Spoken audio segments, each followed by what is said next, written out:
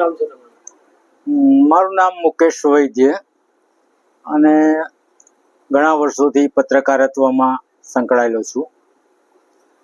હમણાં નિવૃત્ત છું. સ્થાનિક સ્વરાજની ચૂંટણી લઈને શું કહેશો? હું 2026 કપડવંજ નગર સેવા સદનની ચૂંટણી અત્યારે તો ખરેખર આમ જોવા જઈએ તો રસમય બની ગઈ છે. મતદારો પોતાનું મન કળવા દેતા નથી અને આ વખતે ભારતીય જનતા પાર્ટીના કેટલાક ઉમેદવારોએ બળવો પણ કર્યો છે. આ સંજોગોમાં આમ જોવા જઈએ તો 4 બેઠકો તો ભારતીય જનતા પાર્ટીએ મેળવી લીધી છે, પરંતુ અપક્ષો પણ એટલા જ બળવાન રીતે મેદાનમાં છે.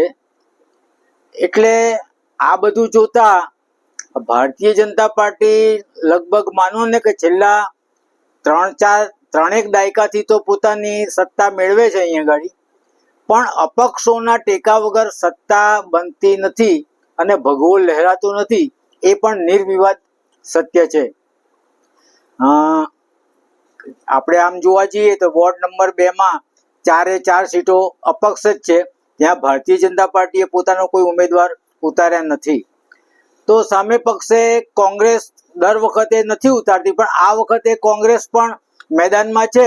એમના પણ લગભગ 3-4 ઉમેદવારો છે, પણ હું માનું છું કે એમની ઉમેદવારી એ જેટલી બળવાન દેખાવી જોઈએ તેટલી બળવાન દેખાતી નથી.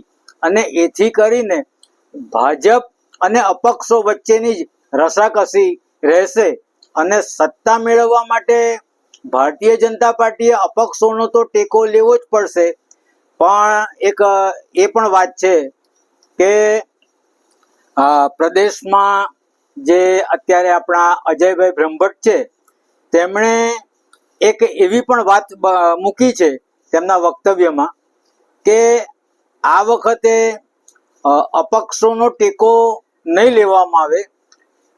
પણ મારું માનવું એવું છે કે કદાચ એમનું કહેવું એવું છે કે ભારતીય જનતા પાર્ટીમાંથી બળવો કરીને અપક્ષ ચૂંટાયા હોય, કદાચ એવા વ્યક્તિઓનો ટેકો તેઓ ના લે, પણ જે લોકો અપક્ષની રીતે તેમની સાથે રહેશે તો આમ જોતા મને લાગે છે કે સર્વાનુમતે તો થશે નહીં ભારતીય જનતા પાર્ટી, પણ ભાજપને ટેકો લેવો પડશે અને અપક્ષો તેમને ટેકો આપશે.